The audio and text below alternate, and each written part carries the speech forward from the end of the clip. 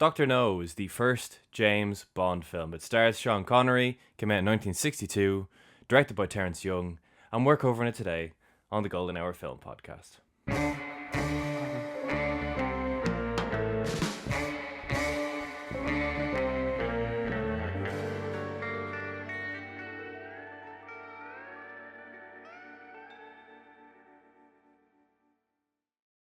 Hello, everybody, and welcome back to the Golden Hour Film Podcast. Believe it or not, it has been ages since we last recorded, and when I say we, I'm referring to myself and my co-host, not guest host, Shane Mulvaney. So, Shane, I'm not saying this ironically in between takes for once. Shane, how are you?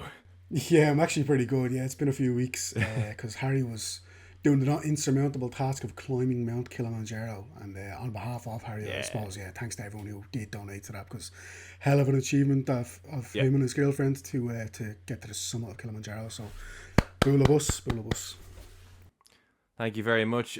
Shout out in particular to Sean SLC, our subscribers. He is the one subscriber who I definitely recognized as someone who donated. If any other subscribers did donate, thank you so much. The only one who I definitely can say definitely did donate is SLC Sean. I recognized the name as soon as it came up.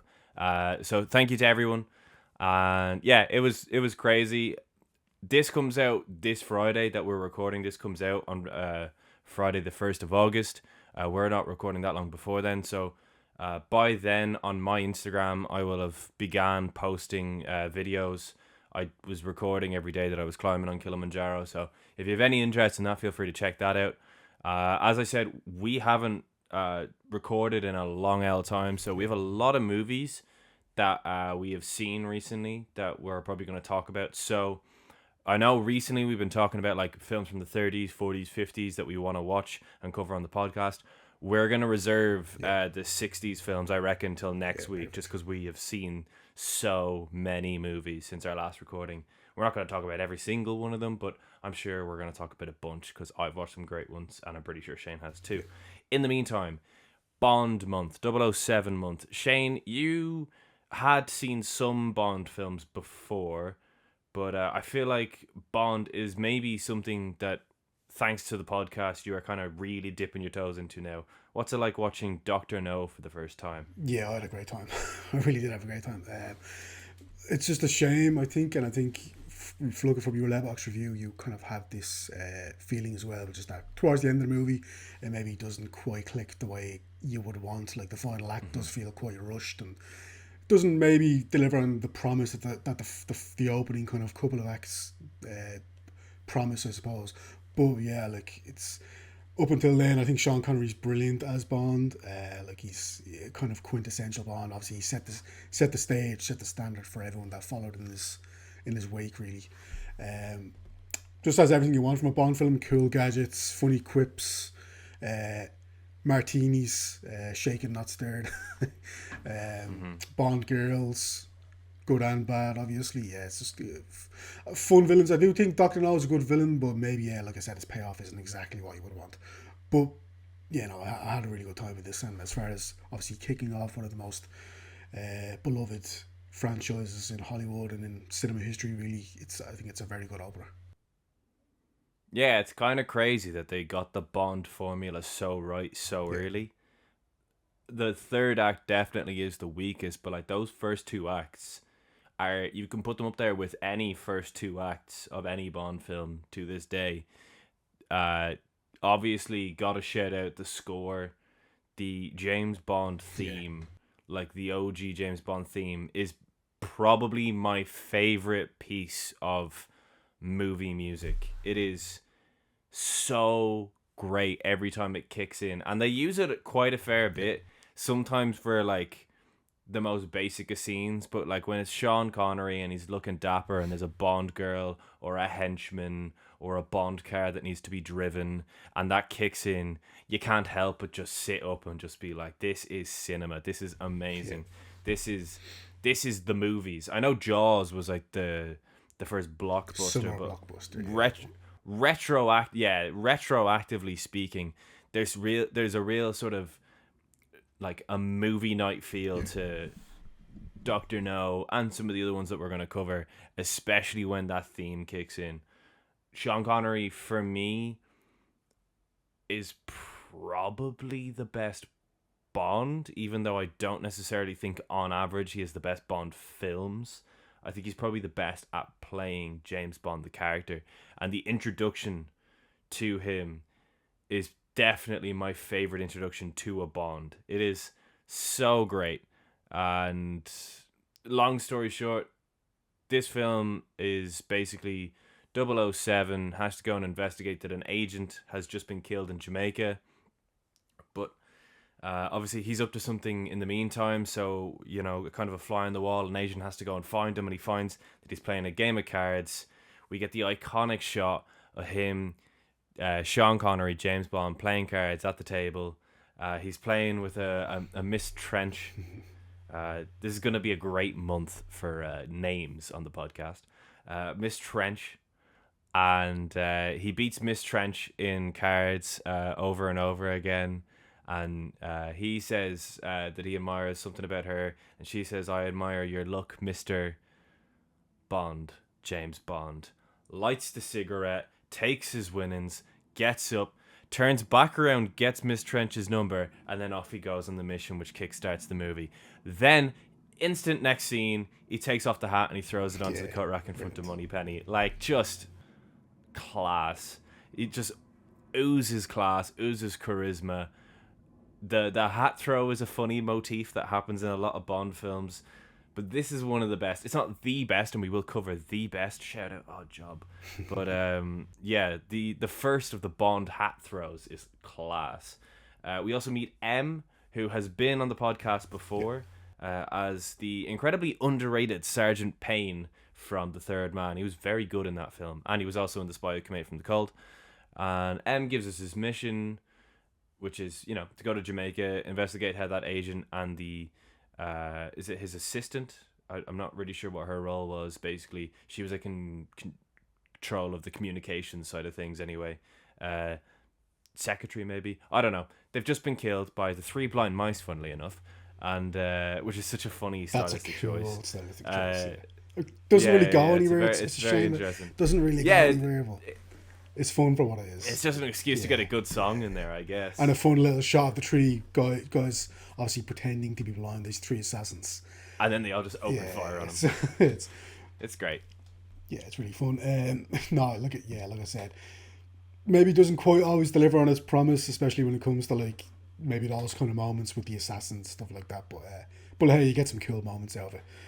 But yeah, what you just said, the moment where three blind men, the three fake blind men tried to kill Bond outside the restaurant. That's shot so well as well. Pretty obvious as well that Professor Dent is hiding something. He's maybe not exactly who he says he is, obviously. And then the whole situation with Felix Leiter as well. Obviously, he's a very recurring character throughout a bunch of Bond, different Bond iterations. So like you think that he's a wrong one, you think he's a baddie, and it turns out that he kind of has Bond at gunpoint, and it's like, oh shit, our boy's about to go down here. But then you reveal himself, not I'm one of the good guys, I'm with the CIA. So Bond gets a buddy there. That whole thing is shot so well as well, because like you think that again, the film just kind of pulls the rug out from under you. You think it's going one way, and then it completely upends your expectations, and it goes a completely different way. Very, very fun stuff. Yeah. And speaking of that scene where Felix Leiter reveals that he is CIA, another character in that scene who is fantastic in this film is the incredible Quarrel, played by John Kitzmiller, who, fun fact, is the first ever black actor to win Best Actor at Cannes. Oh, daily. What did he win that for? Yeah. A Slovenian film that I had never heard of. Fair play to him. That came out in the 50s. But Quarrel is a fun character who has... we're getting into spoiler territory here, so if you don't want any spoilers for Dr. No, because we don't do we go through the entire film anymore, we just talk about the important points. If you don't want any more spoilers, just know that we would both recommend this film and then come back to the podcast if you've not seen it. But Quarrel has a pretty grisly death. Yeah, he does.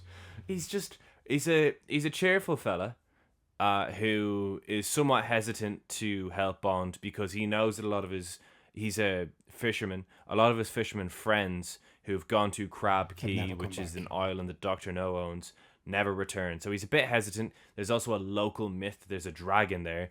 Turns out the dragon is this big armored vehicle that shoots fire with one of them sort of like old World War II Spitfire faces on it.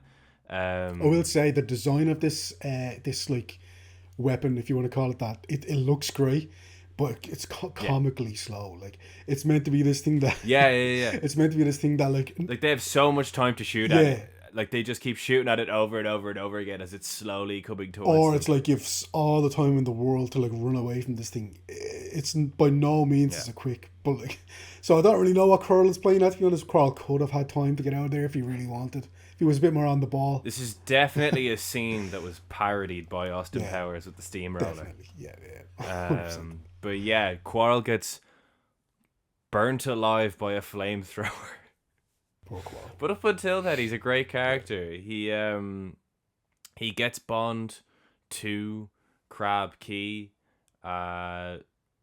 He takes down that photographer who we don't see again. Yeah. She was kind of random. But yeah, shout out Quarrel. He's the first Bond sidekick of James Bond in cinema, really.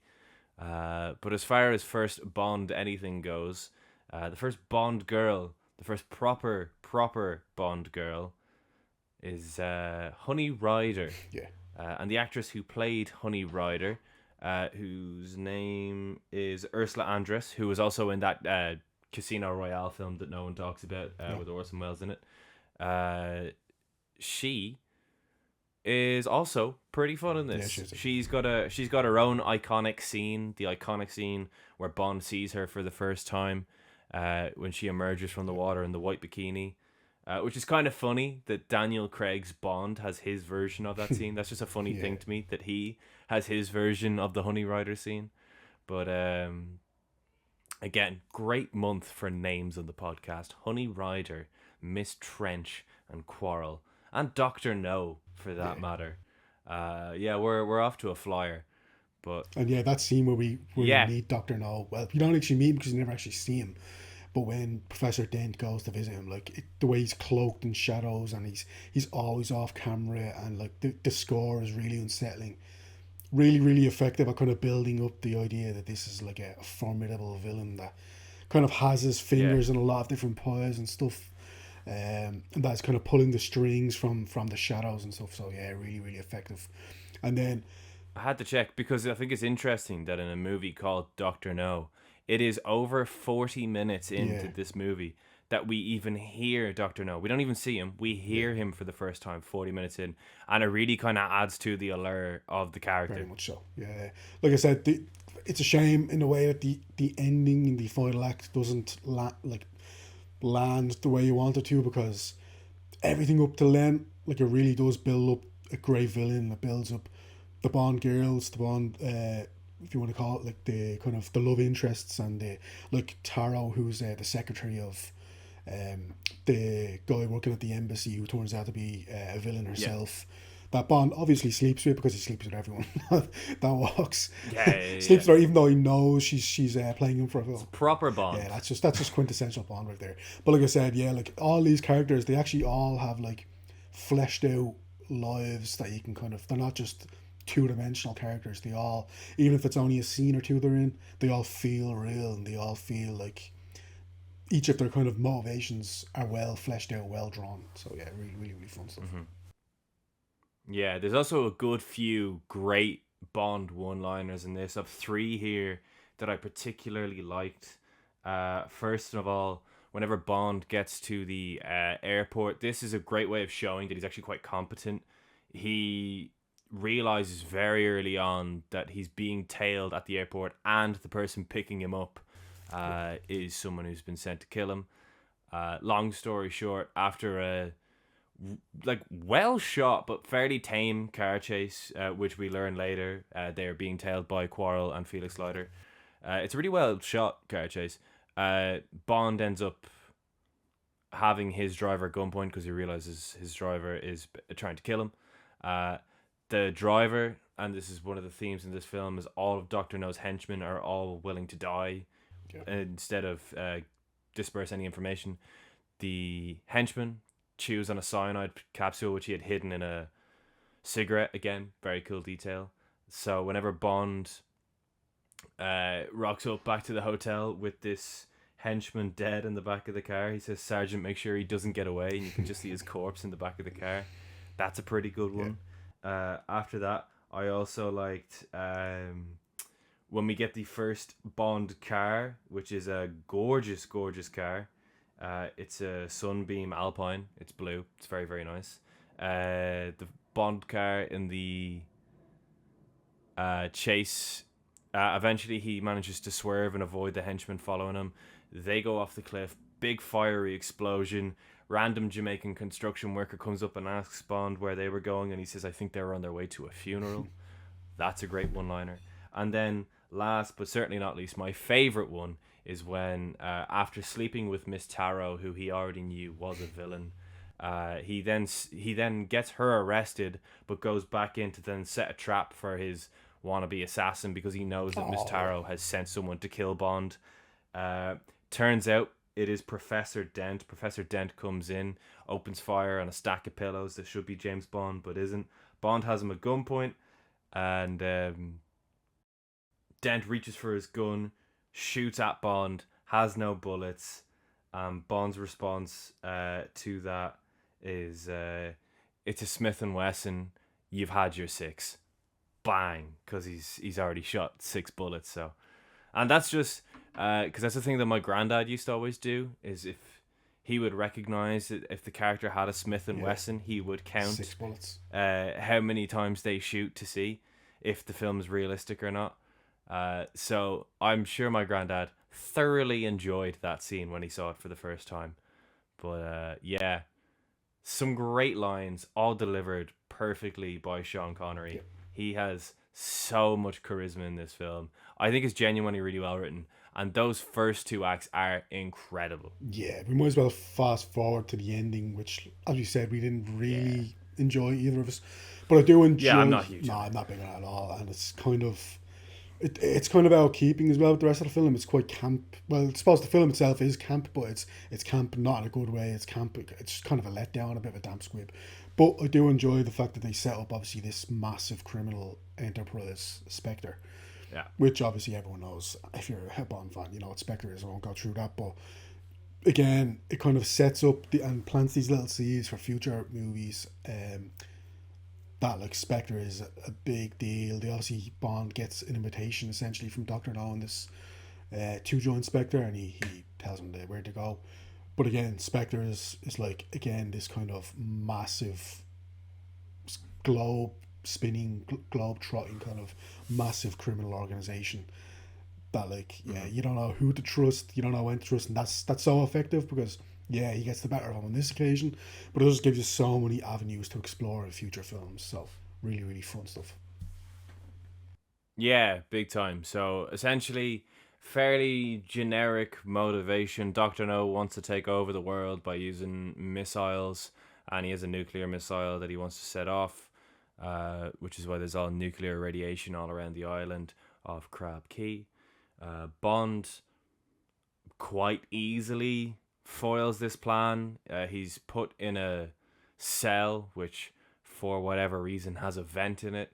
Bond kicks his way. Well, he uses his shoe to get through the vent, climbs through the vent, kills a goon in a hazmat suit, takes the hazmat suit, goes into the room, punches his way through basically every scientist he can until he gets to Dr. No. They have a brawl as a meltdown ensues because they were mid-countdown when all this happened, and then everyone abandoned their stations whenever Bond just came in and started throwing lefts and rights. Bond and Dr. No have a pretty limp fight, shall we say, in which Dr. No ends up falling into the big vat of radiated water that he basically boils alive in. Bond escapes, manages to save Honey Ryder, and then, to be fair, the film wraps it up in the perfect Sean Connery Bond way, which is they eventually find a speedboat, get away, but the speedboat runs out of fuel. Felix Leiter comes to save them and tow them away. And then in the incredible shot, Bond and Ryder just kind of sink below the back seats. You know what they're up to, and the rope that's towing them falls off the boat and just leaves them behind. The end. It's a great final shot. I agree though, the third act is pretty limp, but the first two acts are fantastic. I love them so much. This is definitely upper tier Bond for me. I do think there's actually, like, considering how many Bond films there are, there's actually a lot of good ones. So I'd be interested to see after this month how my ranking looks, because I've already increased what I gave Dr. No from my last viewing. I now have Dr. No at 4 stars, just because I absolutely loved those first two acts. The setup, the introduction to Bond, the introduction of the theme, the Bond girl, the Bond car, Felix Leiter is done very well. Dr. No is a semi-memorable villain because he's got those crusher hands. That's probably the best I can say about Dr. No. Quarrel is in there. He's a good Bond sidekick. The location of Jamaica and Crab Key are great locations for a spy film. Thoroughly enjoy that. The action's pretty funny. There's the scene with the tarantula, whose real name in real life was Rosie, and Rosie was not harmed in the filming of this film, so don't worry, everyone. And very much harmed in film, though. Bond bludgeons that spider to death. But yeah, there's so many little things as well, like him using his hair to see if someone opens a door, and him throwing a bit of powder over his suitcase to see if anyone's fingerprints are on it whenever he leaves it there for a certain period of time. It's just really cool to see sort of low-tech spy films back then, and how clever they are and how they, set up just little things like that. I just really appreciated. Overall, I would definitely recommend this. If you have never seen an older Bond film, I would definitely start with this one and then work your way through the Connery ones. If you grow tired of Connery, move on to Roger Moore. If you grow tired of Roger Moore, move on to Timothy Dalton. If you get tired of Timothy Dalton, you can't really because he hasn't got many. Move on to Pierce Brosnan. If you get tired of Pierce Brosnan, move on to Daniel Craig. And then if you really want to, you can watch the George Lazenby one, which is a very good film with a terrible Bond. Shout out George Lazenby for conning people into thinking he was an actor so that he could play Bond, and then he just disappeared from acting afterwards as well. One of the all-time great bag securers, up there with Ali Daya at Southampton. Shout out George Lazenby for the job that he did. But yeah, overall, thoroughly enjoyed Dr. No. Would definitely recommend it to anyone who hasn't seen it before. What about you, Shane? Yeah, I really recommend it. I got 3.5 out of 5 just because of the final act. It would have definitely been a 4, at least maybe even a 4.5. But definitely a 4 for sure if kind of, like I said, stuck the landing and been more of a memorable final act. But yeah, I just think it's a bit of a damn squib, just a bit of a letdown, and doesn't really justify or doesn't really live up to the kind of expectations that I had of the first kind of hour or 75 minutes thereabouts.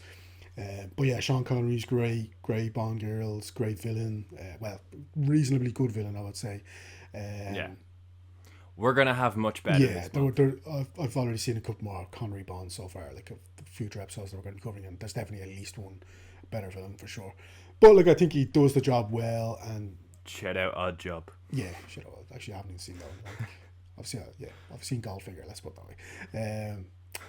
But yeah, like I said, I definitely would recommend this. It's a good start, a really good start to the Bond arc, but also the Bond films in general.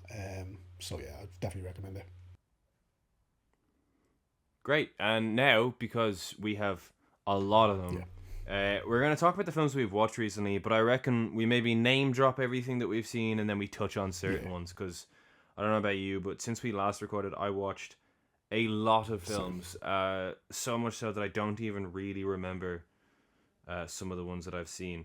So, first and foremost, I watched Crossfire, which is a film noir directed by Edward Dmytryk, who was one of the Hollywood 10, which is just always a fascinating detail for me. I then watched the Santa Fe Trail, which is a interesting take on the pro-slavery versus abolitionist movement, starring the great Errol Flynn, Olivia de Havilland, and for the first time ever, somehow, Ronald Reagan. Don't know how I've never seen a Ronald Reagan film before. I then watched Warfare, which came out this year. I was a big fan of it. I do find it interesting that people see this as like pro-war, because even in the, maybe it's because I also watched all the sort of press junkets after the fact, but I can tell you one thing: none of these actors would ever want to go to war after making this film. They were very much of the opinion of, this is about as bleak as it gets, whatever about the context of the, you know, the USA starting a war with the wrong country after 9/11. Who said that? But I have to say, DeFaro Wunatai is fantastic in the film. I then watched White Heat, which is absolutely amazing, starring James Cagney. I was on a real James Cagney buzz. And yeah, one of the great gangster films. It's interesting that it came out in the 40s. It's not a noir at all. It's just a straight up gangster film. And it feels very prototypical. It feels like a lot of films definitely lend from it, especially undercover cop films. Yeah, Made It Ma, Top of the World, incredible line. I then watched Predator, Killer of Killers, which definitely hammers home the sentiment that a lot of these sort of tired... Now, I think Prey was great, by the way, but a lot of these sort of tired franchises that have potential but just keep getting remake after remake could definitely benefit from being animated, because the places that this film goes to is so interesting. It's definitely a film that would be nowhere near as good, impactful, exciting, creative if it wasn't animated. It's fascinating. Essentially, we go to 3 different time zones. There's the Scandinavian warriors back in the Viking ages. There is a samurai in Japan a few hundred years later, and then there's a World War pilot in America during the World War, and basically they all encounter predators who have been going through who have been living through human history, basically, and once they kind of face someone who is of note, they try and capture them to then bring them home to this sort of gladiator style epic showdown between, you know, Earth's mightiest heroes, so to speak, and the predators. It's a really fascinating movie that I really enjoyed. I then went back and watched Predators from 2010, which has a insane cast. It's got the most random cast ever. It's a solid Predator movie, but again, the franchise has never been in a better place since the first film, in my opinion, than now. I then watched Journey to the Beginning of Time, which is a really fun Czech film from the 50s. I watched The Bitter Tea of General Yen, which is a very underrated Frank Capra film. I then watched Mr. Deeds Goes to Town, which is a great Frank Capra film. Gary Cooper is so likable in that film. It's akin to Mr. Smith Goes to Washington, but Mr. Deeds definitely has a few more rough edges. I watched Wheels on Meals with Jackie Chan, Sammo Hung, and Yuen Bao. I watched The Pleasure Garden, which is Hitchcock's first film. Do you know what? I've seen worst first films in The Pleasure Garden. It's Asylum from the 20s. Will I rewatch it anytime soon? Probably not. But it has its moments. It has a ghost. That's kind of fun. I then watched Chaplin, directed by Richard Attenborough, starring Robert Downey Jr., which I'd never seen before somehow. I think, similar to a film that came out this year, I think if you care about the subject matter, you are definitely more inclined to like the movie. I really like Charlie Chaplin as an actor and his filmography, so I was very much into this. If you're the kind of person who hates biopics, you are probably, and have no interest in Charlie Chaplin, I would not recommend this film to you. It is literally just a beat for beat. This is Charlie Chaplin's life. These are the films he made. This is how he did it. I then watched Blackmail, directed by Alfred Hitchcock. Good film. I actually really enjoyed it. I really, really liked it. I just thought some of the stuff that Hitchcock does in this film is so ballsy for the 20s, the 1920s, that is. I watched the sound version. I then watched immediately afterwards Becoming Hitchcock, The Legacy of Blackmail, which is a documentary about the making of Blackmail, Hitchcock's first sound film, and the fact that he made a sound film and a silent film, and they kept saying over and over again in the documentary that the silent version is infinitely better, and I was like, fuck. Shit. So I'm probably gonna rewatch the silent version one day, because it does have like a whole host of like different versions of the same scenes. I then watched, this is then from when I was in Kilimanjaro. So on the plane to Kilimanjaro, I watched Napoleon Dynamite, which is class, and Love in the Afternoon, which is a good film at points. And then on the way home, I watched Flow, which is a fantastic animated movie from Latvia about a cat. It's great. And then I really got into a Robert Rodriguez buzz, in case you can't tell, because I watched Sin City for the first time. Unbelievable film. It is such a me film. I don't know how I had never seen Sin City before. It is like a stereotypical film that I would like, and I absolutely loved it. Stacked cast. I then watched Sin City, A Dame to Kill For, the second one. Definitely not as good, but definitely still enjoyed it. I then went and watched Machete Kills, which is the second Machete film, because I really like Machete. I think it's a really fun B movie that kind of leans into the sort of hokiness of it. Machete Kills, not very good. Let's just say that. I then watched El Mariachi, which is, in my opinion, one of the single greatest achievements in the history of cinema. Robert Rodriguez making that film for $7,000 is genuinely one of the greatest achievements in all of cinema. He wrote it, he did the score, he shot it, he did director of photography, he did the sound, he edited it, he mixed it, he did every single job on that film. Made it for $7,000, and it is a fantastic action film. It definitely borrows from a lot of Hong Kong action films from the 80s, but it's definitely an homage. It's not stealing or anything. Really, really like it. It's a very inspiring movie to watch for people who are interested in film, because it is, I've said it twice already or three times, it is one of the greatest achievements in cinema history, in my opinion, that he made that money for $7,000. It is incredible. I then watched Superman from 2025 and absolutely loved it. Great vibes all around. It's by no means a perfect film.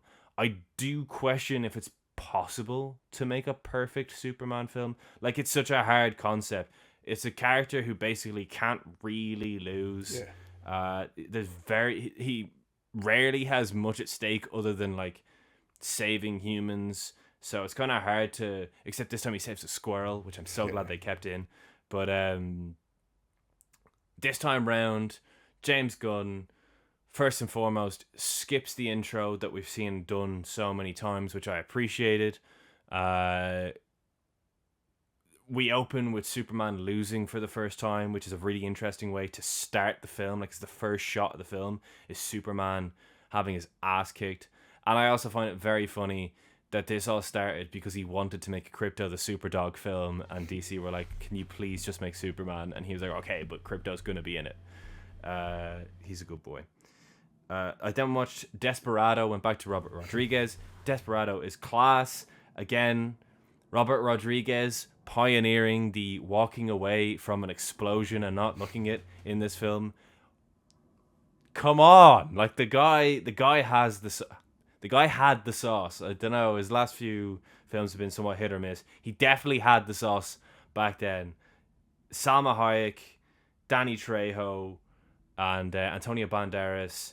It's the second of the Mariachi trilogy, the Mexico trilogy, and it is fantastic. Have you heard the Lonely Island song? Cool guys don't look at explosions. I have, but not since it came Yeah. out, like years and years and years It's ago. fun. Just when you talked about that film there, it just reminded me about that. That's a fun song. Yeah, it must be so interesting to come up with something like that, and for it to then be used literally hundreds and hundreds, probably thousands Yeah. of times ever since. But again, I was listening to the behind the scenes because I have the Arrow box set of the Mariachi trilogy, and he was saying, like it wasn't the plan to do a cool they walk away from a. Yeah. He just wanted something to happen in the background, and he turned to his effects guy and said, "What can you do?" And he was like, "I could just do a really big fireball if you want." And he goes, "Yeah, fuck it, that'll work." And then the big fireball goes off, but because the fireball lasted so short, they had to walk in slow motion, and then he had to speed it up, which is why it looks kind of funny. Yeah. But it's so great. Desperado is a fantastic action film. Then I watched Once Upon a Time in Mexico. Robert Rodriguez seems to be a pretty hit or miss director for a lot of people. Polarizing, yeah. This, yeah, I can see why people don't like Once Upon a Time in Mexico if they don't like Robert Rodriguez. I like it. I think it's good. It's definitely not. It's definitely not Desperado or El Mariachi. It's definitely a lot hokier, but it's genuinely one of my all-time favorite Johnny Depp performances. He is so good in this film. Such a fantastic character. A character who you could literally make an entire spin-off series of movies about if you wanted to. Shout out Johnny Depp in that film. I then watched From Dusk Till Dawn, which is one of the main reasons why I kind of started this whole Robert Rodriguez binge, is because I'm a big fan of Sinners, which came out this year, and it gets compared to From Dusk Till Dawn, and I couldn't find From Dusk Till Dawn anywhere. But then I was like, well, listen, I already have the box set of the Mexico trilogy, and there's like 3 of his other films for free on streaming, so I'll watch all them first, and if I like all them, which I did, except for Machete Kills, I'll watch From Dusk Till Dawn. And again, From Dusk Till Dawn, very big fan. One of the most spoiled and famous twists ever. That being said, it's really funny hearing Robert Rodriguez and Quentin Tarantino talking about this movie, because it is effectively 2 movies in one movie. And when they wanted to make that film, they were just laughed at. And then Pulp Fiction came out, and everyone's like, "Oh, hang on, no, Quentin Tarantino actually knows what he's doing. Okay, yeah, no, we'll do it." But then Tarantino got Robert Rodriguez to direct it, and then Robert Rodriguez said, "Well, you have to play the creepy brother because like no one else can play him." So that's a funny little friendship. And then to end my Robert Rodriguez binge, I watched Planet Terror. So good. Rose McGowan is so cool in this movie. She has a machine gun for a leg. What more do you want from me? Again, shout out Robert Rodriguez, because the score he makes for this film is so good. All I can think of is that the opening credits to Planet Terror would be like the perfect intro theme song for like Sabu. And I mean that in the best way. Rest in peace, Sabu. But it'd be like the best. If Sabu came out to the Planet Terror theme song, it would be so cool. I then watched Fantastic Four, First Steps, which... yeah, similar to Chaplin, I love the Fantastic Four, and I've been dying for a good Fantastic Four movie to exist. This is so MCU formula. I don't care. I've wanted a good, watchable, enjoyable Fantastic Four film for basically my entire life. I now have one. Anyone who says that it's formulaic is literally correct, but I still very much enjoyed it because I don't care that it's formulaic, because it's finally a watchable Fantastic Four movie. Yeah, like it's Fantastic Four First Steps. I know you're not a huge fan of this film. I like the retro futuristic setting. I think does he pronounce it Ralph or Rafe? Ralph. Interesting. Yeah. Well, Galactus. Yeah. Fantastic voice acting. Great actor. I think that Cousin is fantastic as the Thing. I will watch everything that he is in. Eben Moss-Bachrach or Cousin. He's one of the guys I root for. Yeah, he's his Cousin. a good guy. Joseph Quinn, I like as Johnny Storm. It's funny. A lot of people say that Chris Evans was a better Johnny Storm, but then when you actually go back and watch those movies, he's almost unbearable. Like I know he's intentionally like that, but like he's almost unbearable to watch. Whereas like Joseph Quinn's version is more redeemable.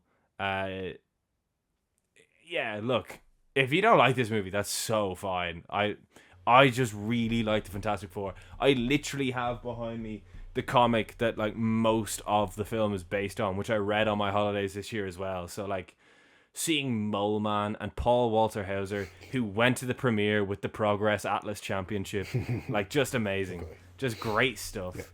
I'm so behind this movie. And then last but not least, I introduced my girlfriend to Kill Bill, and that was a great thing to do. She has thanked me ever since. We still have to watch Volume 2, but we'll probably do that at some point this week. What about you, Shane? Yeah, so starting off, The Worst Person in the World, directed by Joachim Trier. Great film. Renate Reinsve. I don't exactly know how to pronounce her name. Renate Reinsve. I think I'm butchering that, but brilliant performance. Should have been Oscar nominated. She has to do a whole lot of stuff in that film. Like run a whole gamut of emotions and pull it off all convincingly, and she does it. She's a great performance. The Oxbow incident. I know you've recommended this to me a few times. What do you think? Yeah, I loved it.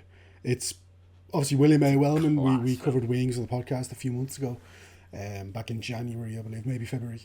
But yeah, it's March. Was it March? It was for Oscar month. It was for Oscar month, yeah, but yeah, no, he directed it, and it's kind of like a precursor to Henry Fonda's 12 Angry Men role, where he's like kind of the voice of reason, or certainly like he has to go through this kind of moral quandary and decide whether he wants to be on the side of the many or the side of kind of following his conscience. Really, really great actor, obviously, but really, really interesting stuff. Fantastic ending. Yeah, great ending. F1, the new Formula 1 movie. I was going to say Fantastic One. Getting my films mixed up there. F1, the new Formula 1 movie, starring Brad Pitt. Yeah, it's fine. It's the racing sequences are good, but I expected more, if I'm being honest. I did expect more. I did enjoy it though, so I wanted to go and watch Tom Cruise's film Days of Thunder, directed by Tony Scott. And I had to say, this follows NASCAR instead of Formula 1, but I actually enjoyed this more. It's very cheesy, it's very 90s, it's very like pop.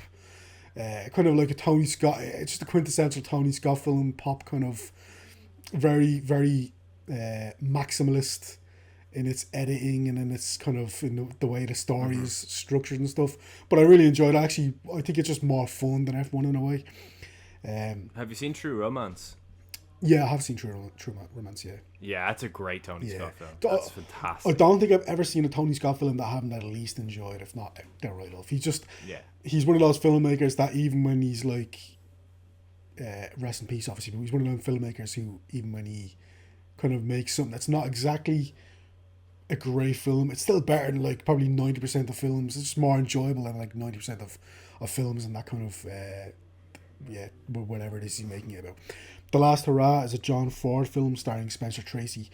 It's not great, if I'm honest, but it is interesting because it follows like a politician who's running for, I think, maybe the 5th time as mayor of this town. He actually has Irish ancestry, whatever that's worth. But it's kind of follows the kind of changing media landscape and the changing political landscape, where it's like it's all about who can be the loudest voice in the room instead of the most decent. And it's not to say this guy, he does have some tricks up his sleeve. He's not like a complete kind of white knight. He does like kind of play the game, if you will, but he does it in a more honourable way. So it's interesting that even back then, you think about the way obviously the political landscape is now.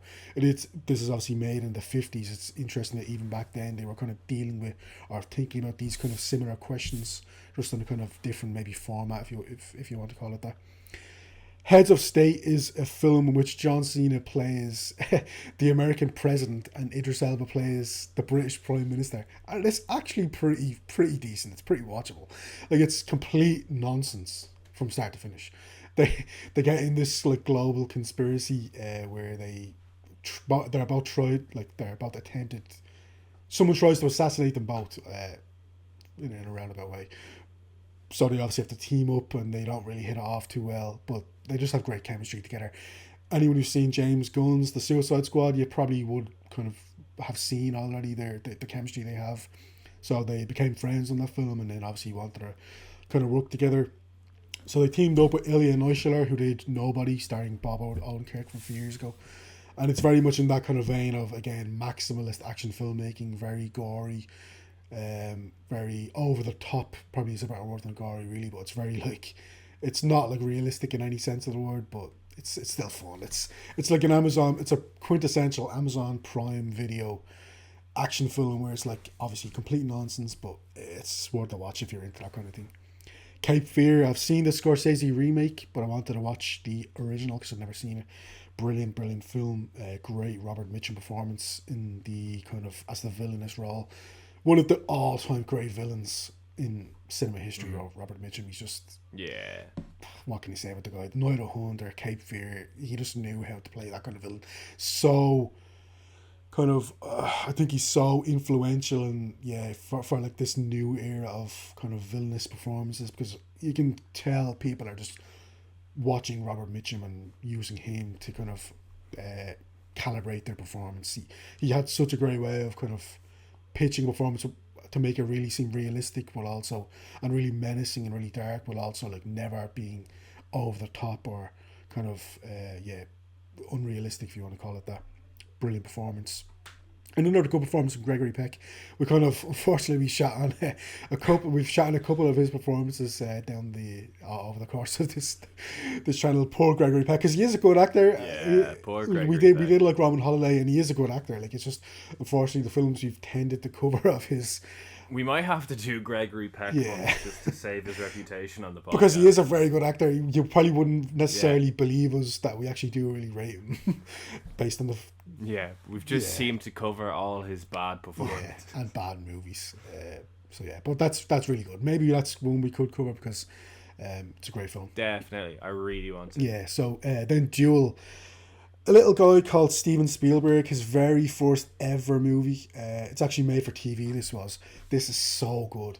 It's one of the best ever debut film directorial jobs I've ever seen. This follows a guy who's just driving down, he's kind of in the desert, but he's driving down one day, and like there's a big 18-wheeler ahead of him, a big truck, and this truck is not going as quickly as he would like, so did what anyone would probably do, has a look, there's nothing coming in the opposite direction, so he overtakes the truck, going about his journey, obviously, and then a couple of minutes later the truck just overtakes him again, and he's like, what the hell is this guy doing? Like, so he overtakes him again, and then this trucker just starts to get more and more aggressive and more menacing, and you're wondering what is this guy doing, and it's like, and then just where it goes from there.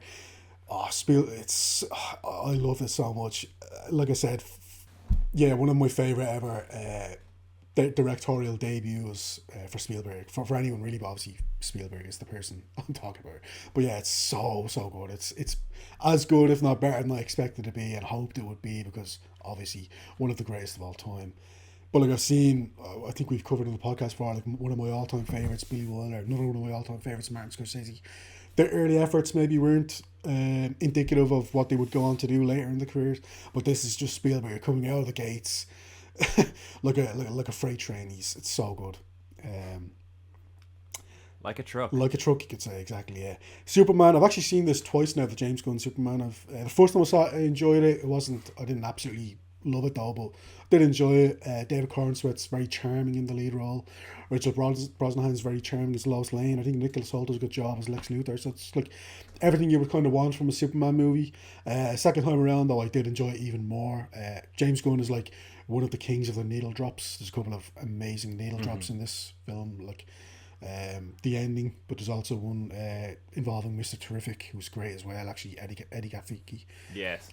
So yeah, it's like, I think he described this as more of a score movie than a soundtrack movie, because some of his Guardians movies have very much relied on soundtracks, whereas this is more of a score movie according to him, and it does like definitely relies a lot on the John Williams OG score, but just with like a more of a synth kind of more of a kind of rock kind of update, if you want to call it that.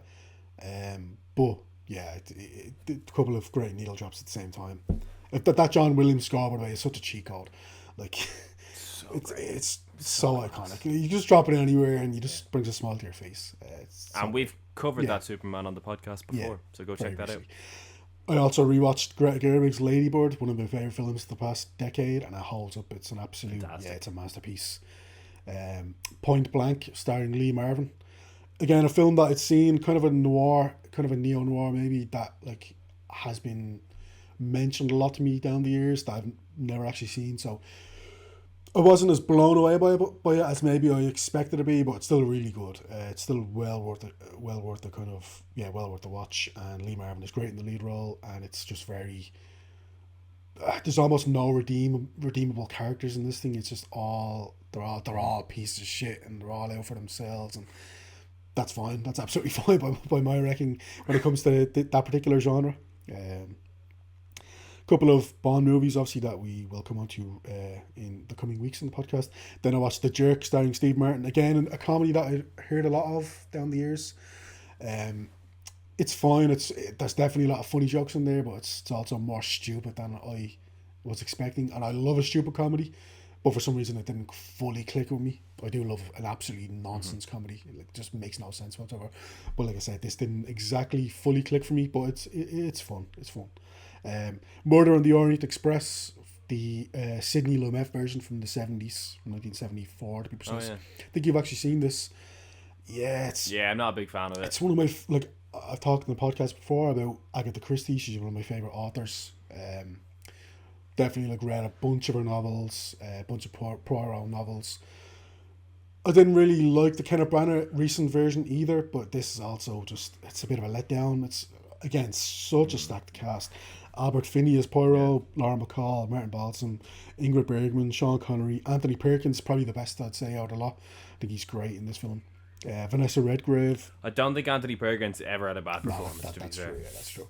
But I'd say, considering how stacked the cast is, he does well to be kind of the pick of the bunch, because there are some other good performances in here. I don't know. Maybe it's just this particular story isn't necessarily lends itself to a maybe cinema. I'm not exactly sure. Maybe it needs to be a longer version. Maybe a 6-part limited series might do the trick here, because maybe some might want to do that in the future. But that's a couple of versions of this now that I've seen in kind of in obviously feature films that maybe haven't exactly lived up to my expectations of it. Friendship. Tim Robinson is obviously a sketch comedian. He definitely leans towards the cringe. Anyone who's seen I Think You Should Leave, sorry, lost it there for a second. Anyone who's seen I Think You Should Leave on Netflix will know the kind of humour that he tends to gravitate towards, and this is no different. He actually didn't write or direct this, which I was very surprised about, because it's very much in his wheelhouse, but it was written for him. So this I'm not even going to say what this is about. It's basically, I think you just kind of have to see this film to even get it. But if you're into that kind of cringe humor and this that kind of whole subgenre, I very much would recommend Friendship. Paul Rudd's in it as well, and he's very good. Fantastic Four: First Steps, as Harry mentioned. Unfortunately, and I did have high expectations of this, high hopes certainly, but I wasn't blown away by it. I did love like you said, the retro futuristic sets. The practical designs are all great. I think Galactus is he looks great. They really capture the scale of that kind of villain. He's not a big cloud this time, thank God. Yeah, exactly. I think they do a good job of making him seem like an otherworldly threat who was literally capable of destroying and eating an entire planet. But unfortunately, I don't know, it didn't fully click for me. It just something about. I was never bored. At no point was I like, oh, this is shit. But at the same time, I was just kind of watching it, and I didn't really feel anything. That's kind of almost worse than shitting all over something, in my opinion. Yeah. But then I also think I mentioned on the podcast a couple of months ago, maybe actually when we were doing the Kubrick kind of arc, those couple of Kubrick films that I wanted to watch Barry Lyndon, and that was being re-released in 4K over here in Ireland. I did go and see that in the Lighthouse Cinema over here in Ireland in 4K. Absolutely brilliant. It's so funny. It's so much funnier than I expected it to be. Yeah. Kubrick definitely isn't necessarily the funniest like guy ever, and he's not the funniest filmmaker ever. But between this and Doctor Strangelove, the guy, this is so funny, especially the first half. Very much a film of two halves, and I don't mean that in the sense of one's good, the other's bad. They're both good. I think the first is slightly better, but they're both really, really good. But in the sense of you'll know what I mean when you see the film. It's kind of like a rise and fall kind of story. Yeah. But it's so funny, especially the first half. Proper like slapstick comedy in there, proper like just dumb humor. Of this guy who kind of looks his way into this kind of position. It's almost like Forrest Gump, but in the 18th century in a way.